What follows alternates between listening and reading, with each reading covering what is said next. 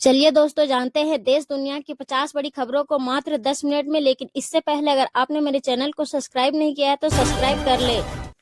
प्रधानमंत्री नरेंद्र मोदी ने virtually India energy week 2026 के चौथे एडिशन का उद्घाटन किया। पीएम ने अपने वर्चुअल मैसेज के जरिए कहा कि एनर्जी सेक्टर के लिए भारत मौकों की जमीन है, क्योंकि इसमें मांग तेजी से बढ़ रही है। उन्होंने कहा, भारत दुनिया की सबसे तेजी से बढ़ती हुई बड़ी अर्थव्यवस्था है। इसका मतलब है कि यहाँ एनर्जी प्रोडक्ट्स की मांग लगातार बढ़ रही है। इसके अलावा भारत दुनिया की मांग को पूरा करने के लिए बेहतरीन मौके देता है। अपने मैसेज में पीएम ने India EU free trade deal की भी चर्चा की। उन्होंने कहा, भारत ब्रिटेन व्यापार समझौते का पूरक है। यह मैन्युफैक्चरिंग सेक्टर को बढ़ावा देगा, सेवाओं को सपोर्ट करेगा। यह समझौता ग्लोबल जीडीपी का लगभग 25% और ग्लोबल ट्रेड का लगभग 1/3 हिस्सा है। यह समझौता भारत के 140 करोड़ लोगों और यूरोपीय देशों के करोड़ों लोगों के लिए जबरदस्त मौके लाता है।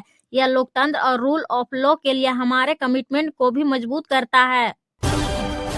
संसद के बजट सत्र से पहले सरकार ने विधायी और अन्य एजेंडों पर चर्चा करने के लिए आज सर्वदलीय बैठक बुलाई है। संसदीय कार्य मंत्री किरेन रिजिजू के मुताबिक रक्षा मंत्री की अध्यक्षता में होने वाली मीटिंग संसद भवन एनेक्सी के मेन कमेटी रूप में होगी।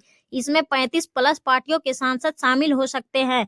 बजट सत्र 28 जनवरी को राष्ट्रपति द्रौपदी मुर्मू के लोकसभा और राज्यसभा की संयुक्त बैठकों को संबोधित करने के साथ शुरू होगा।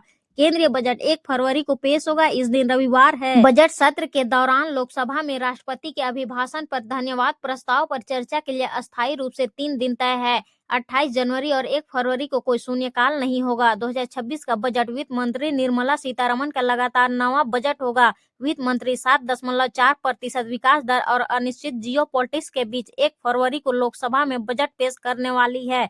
यह मोदी 3.0 सरकार का तीसरा पूर्ण बजट होगा। बजट सत्र 28 जनवरी को शुरू होगा और 2 अप्रैल तक चलेगा। इस बीच एक इंटरसेशन ब्रेक भी होगा। बजट सत्र का पहला चरण 13 फरवरी तक निर्धारित है, जबकि दूसरा चरण 9 मार्च से 2 अप्रैल तक चलेगा। बजट सत्र में 30 बैठकें होगी। भारत और यूरोपियन यूनियन के बीच आज मुक्त व्यापार समझौता यानी एफटीए का ऐलान हो सकता है। इससे 200 करोड़ लोगों का साझा मार्केट तैयार होगा, जो दुनिया की 25% जीडीपी कवर करेगा। भारत के वाणिज्य मंत्री पीयूष गोयल और यूरोपियन कमीशन के अध्यक्ष उर्सुला वान डेर लेयन दोनों ने इसे मदर ऑफ ऑल डील्स कहा है। इसे डोनाल्ड ट्रंप के अनाप शनाप टैरिफ का जवाब माना जा रहा है। अमेरिकी राष्ट्रपति डोनाल्ड ट्रंप ने स्विट्जरलैंड के दावोस में हुए वर्ल्ड इकोनॉमिक फोरम में जिस तरीके से यूरोपीय देशों की खिल्ली उड़ाई, उसी से साफ हो गया कि वे उन्हें कितनी अहमियत देते हैं। इसी बैठक से यूरोप को एक अहम सबक भी मिला। दावोस ने यूरोप को सिखाया कि जब सभी देश मिलकर सीमाओं और संप्रभुता की रक्षा करते हैं तो बड़े देशों के दबाव का मुकाबला किया जा सकता है। ट्रंप ने जब इन देशों पर 1 फरवरी से 10% टैरिफ लगाने की धमकी दी तो यूरोप ने अमेरिका पर ट्रेड बाजुका लगाने की धमकी दी। इसका मतलब साफ था कि यूरोप भी पूरी ताकत से जवाबी आर्थिक कदम उठाने के लिए तैयार है। आखिरकार दुनिया को टैरिफ से डराने वाले ट्रंप को यूरोपियन यूनियन के 27 देशों के आगे झुकने पड़ा।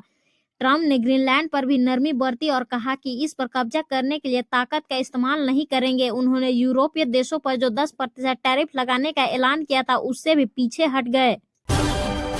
नाटो के महासचिव मार्क रूट ने सोमवार को ब्रुसेल्स में यूरोपीय संसद को संबोधित करते हुए चेतावनी दी कि यूरोप अमेरिका के बिना खुद की रक्षा नहीं कर सकता।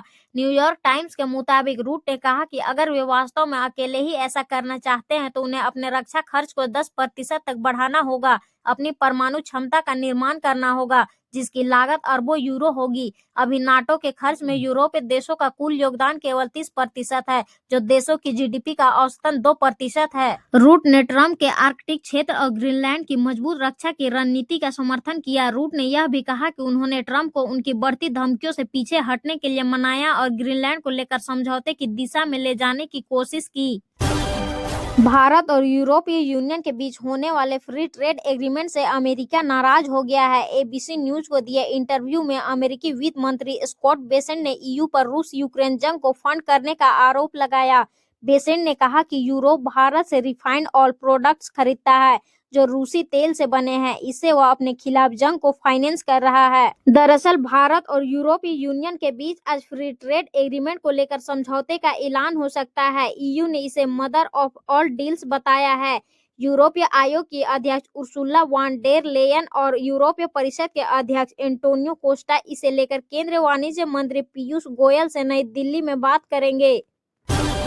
अमेरिकी राष्ट्रपति डोनाल्ड ट्रंप ने साउथ कोरिया पर 25% टैरिफ लगाने की धमकी दी है। ट्रंप ने कहा कि साउथ कोरिया की नेशनल असेंबली ने अमेरिकी सरकार के साथ तय ट्रेड डील को मंजूरी नहीं दी। साउथ कोरिया की संसद अमेरिका के साथ के समझौते के अनुसार काम नहीं कर रही है। ट्रंप ने मंगलवार को सोशल मीडिया प्लेटफॉर्म ट्रूथ पर लिखा कि मैं दक्षिण कोरिया पर ऑटो, लकड़ी, फार्मा और अन्य सभी सामानों पर टैरिफ को 15% से बढ़ाकर 25% कर रहा हूँ। इजराइल की सेना ने सोमवार को घोषणा की कि गाजा में अंतिम बंधक का शव बरामद कर लिया गया है। बंधकों की खोज के लिए इजरायली सेना कई दिनों से ऑपरेशन चला रही थी। इसी दौरान कब्रिस्तान से पुलिस अधिकारी रान गिवली का शव मिला। इसके साथ ही इजराइल और हमास के बीच लागू युद्ध विराम के अगले चरण की प्रक्रिया आगे बढ़ने का रास्ता साफ हो गया है। इजरायली प्रधानमंत्री बेंजामिन नेतन्याहू ने कहा कि गिवली 7 अक्टूबर 2023 को हमास के नेतृत्व वाले हमले में मारे गए थे, जिसने युद्ध की शुरुआत की थी। गिवली उन पहले लोगों में शामिल थे जिन्हें गाजा ले जाया गया था। सभी बंधकों को वापस लाने का वादा पूरा किया गया है। चीन के राष्ट्रपति शी जिनपिंग ने भारतीय गणतंत्र दिवस के मौके पर राष्ट्रपति द्रौपदी मुर्मू को बधाई संदेश भेजा है। भारत में चीन के राजदूत सू फेईहोंग ने सोशल मीडिया प्लेटफॉर्म एक्स पर इसकी जानकारी दी। राजदूत सू फेईहोंग ने बताया कि राष्ट्रपति शी जिनपिंग ने अपने मैसेज में कहा है कि भारत और चीन के लिए यह सही फैसला होगा कि दोनों देश अच्छे पड़ोसी, दोस्त और साझेदार बने, एक दूसरे की सफलता में मदद करें और ड्रैगन और हाथी एक साथ नाचे। अमेरिकी राष्ट्रपति डोनाल्ड ट्रंप ने भी भारत को गणतंत्र दिवस की बधाई दी है। अमेरिकी दूतावास ने सोशल मीडिया एक्स पर ट्रंप का मैसेज लिखा।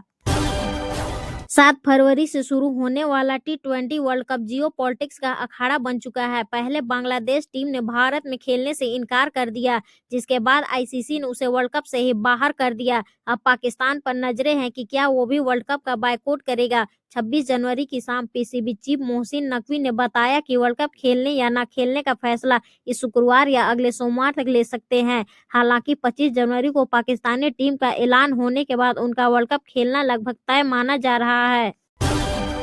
भारत और यूरोपीय यूनियन के बीच कुछ देर में फ्री ट्रेड डील का ऐलान होगा। यह घोषणा 16वें भारत ईयू शिखर सम्मेलन के दौरान होगी, जिसकी सह अध्यक्षता यूरोप परिषद के राष्ट्रपति एंटोनियो लुइस सैंटोस दा कोस्टा और यूरोपीय आयोग की अध्यक्ष उर्सुला वॉन डेर लेयन कर रहे हैं।